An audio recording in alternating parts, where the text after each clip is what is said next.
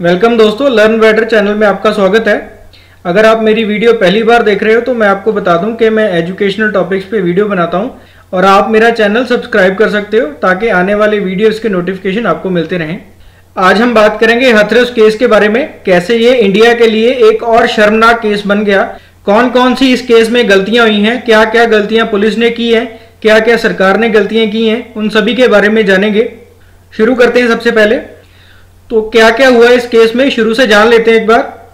14 सितंबर को एक 19 साल की लड़की को अलीगढ़ के हॉस्पिटल में दाखिल करवाया गया। उस लड़की की जीभ कटी हुई थी और उसकी स्पाइन में बहुत सारी इंजरीज थी। परिवार ने कहा कि इसके साथ रेप हुआ है, बट पुलिस ने जो एफआईआर दाखिल की वो की थी लड़ाई झगड़े की, और एक संदीप नाम के लड़के को उस एफआईआर में नामजद किया गया। उसके बाद 22 सितंबर को उस लड़की को होश आई और उसने अपनी स्टेटमेंट पुलिस को दी कि उसके साथ रेप हुआ है, और उसने 4 लोगों के नाम बताए जिसमें संदीप भी एक था। इस स्टेटमेंट के बाद रेप के चार्जेस जो हैं वो एफआईआर में ऐड कर दिए गए और 26 सितंबर तक पुलिस ने चारों आरोपियों को अरेस्ट कर लिया।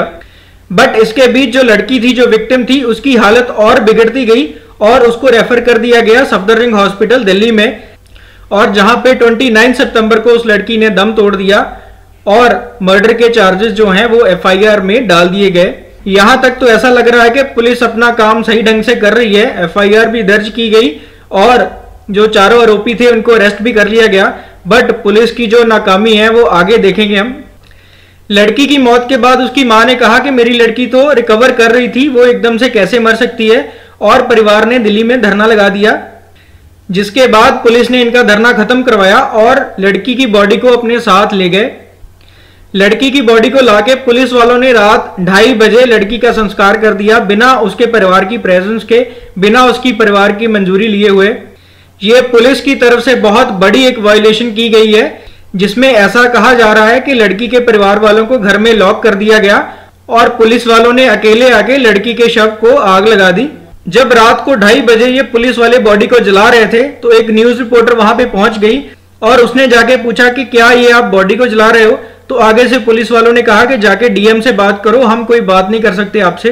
सर मुझको एक बार बस बता तो दीजिए कि बॉडी है कि क्या है। मुझे सर राइट नहीं है बोलने का, मैं थर्ड क्लास का एक पुलिस ऑफिसर हूँ। जल क्या रहा है आपके सामने? थर्ड स्केल का पुलिस ऑफिसर हूँ, मुझे बोलने का अधिकार नहीं हिंदुस्तान में। आप लोग खड़े, किसी को तो पता होगा। मैं कोतवाल हो सकता हूँ पर बोल नहीं सकता हूँ मैं। अच्छा कोई तो बता दे सर, हमको जरा बता दीजिए। जो बोल सकता है वो बोले। नहीं कौन, ये क्या चल रहा है, इतना बस बता दीजिए सर, बस इतना सा मुझे बता दीजिए। मैं क्राइम ब्रांच में हूँ, कुछ और चल रहा है मुझे आई डोंट नो। नहीं अभी मैं बाहर से हूँ। नहीं अभी आपने मुझे बोला कि नहीं बॉडी नहीं है, क्या है सर, बॉडी है कि नहीं है? मेरी ड्यूटी यहाँ पर है आप लोगों को इस बताने के लिए कि आप लोग आगे ना बढ़े। बस यहाँ पर आगे नहीं बढ़ रही हूँ, आप मुझे बता दीजिए क्या आप इस बारे में डीएम साहब से पूछना आई है। डीएम साहब से आपकी बात हुई है?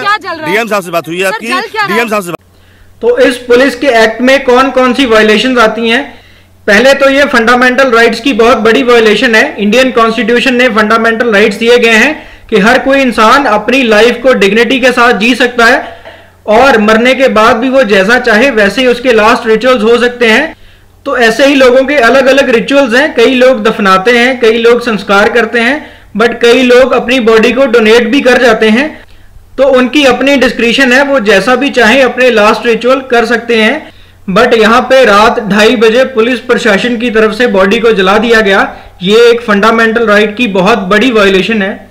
और दूसरी जो वायलेशन है वो है रूल ऑफ लॉ की। इसमें यह पूछा जा रहा है कि पुलिस प्रशासन को कौन सा ऐसा लॉ है जो पावर देता है कि किसी की भी बॉडी को जो है वो दफना सकते हैं या बर्न कर सकते हैं। इसमें यह भी सवाल पूछे जा रहे हैं कि क्या पुलिस ने सारे सबूत मिटाने के लिए ऐसा किया है, और ये करने के बाद भी गवर्नमेंट की तरफ से कवर अप किया जा रहा है। गवर्नमेंट की तरफ से फोरेंसिक रिपोर्ट दिखाई जा रही है कि फोरेंसिक रिपोर्ट में कोई रेप आया ही नहीं है, और ये रेप की बात जो है वो झूठी है, कोई रेप नहीं हुआ इस केस में। और यहाँ पे फोरेंसिक रिपोर्ट ये कह रही है कि कोई स्पर्म सैंपल जो है वो बॉडी से मिले ही नहीं है, तो यहाँ पे कोई रेप नहीं हुआ है। बट साइंस ये कहती है कि जो स्पर्म्स हैं वो बॉडी में 5 दिन तक रहते हैं, और यहाँ पे जो रेप हुआ है वो 14 सितंबर का है, और जो रिपोर्ट दिखा रहे हैं ये 15 दिन बाद की रिपोर्ट है। तो 15 दिन बाद जो है वो स्पर्म सैंपल बिल्कुल आने ही नहीं थे रिपोर्ट में। तो ऐसा लग रहा है कि ये कवर अप करने की कोशिश है गवर्नमेंट की तरफ से। और जो पोस्टमार्टम रिपोर्ट है उसमें भी यही बताया गया है कि लड़की की जो डेथ है वो स्पाइनल इंजरीज की वजह से हुई है।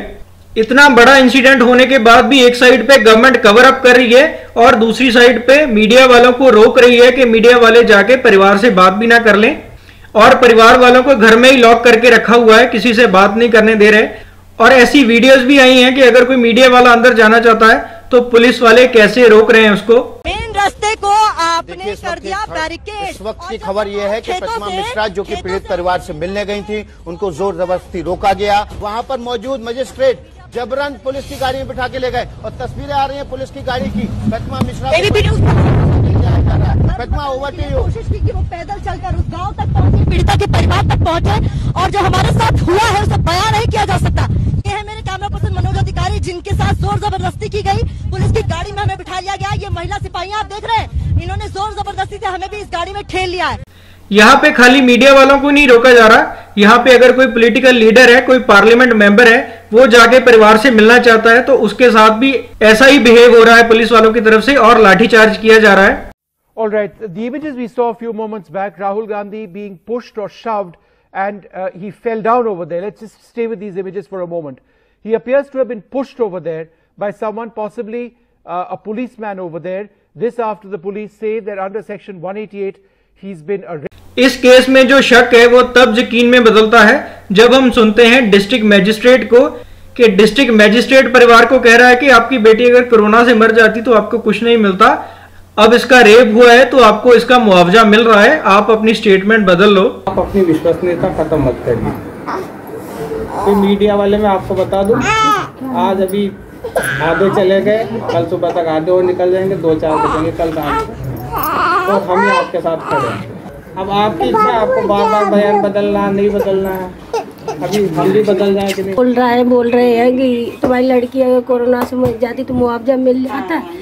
ये सब धमकियां मिल रही हैं, पापा को धमकाया जा रहा है। ये बोल रहे हैं कि केस मतलब रफा दफा हो जाएगा, अगर सब केस रफा दफा हो जाएगा, ये सब वीडियो दिखा देंगे। अब ये लोग हमें यहाँ रहने नहीं देंगे।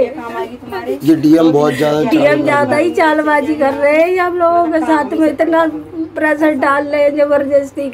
इस सारे केस में इलाहाबाद हाई कोर्ट ने जो भी पुलिस की तरफ से एक्शन लिया जा रहा है और जो फंडामेंटल राइट्स की वायलेशन हुई है उन सबको देखते हुए सुओ मोटो एक्शन लिया है। इलाहाबाद हाई कोर्ट ने प्रिंसिपल सेक्रेटरी, डीजीपी और डीएम हाथरस को 12 अक्टूबर को कोर्ट में प्रेजेंट होने के लिए डायरेक्ट किया है। इस केस में पहली बार देखा गया है कि जो मेन स्ट्रीम मीडिया है वो भी गवर्नमेंट को क्वेश्चनिंग कर रहा है। सरकार को दिक्कत क्या थी?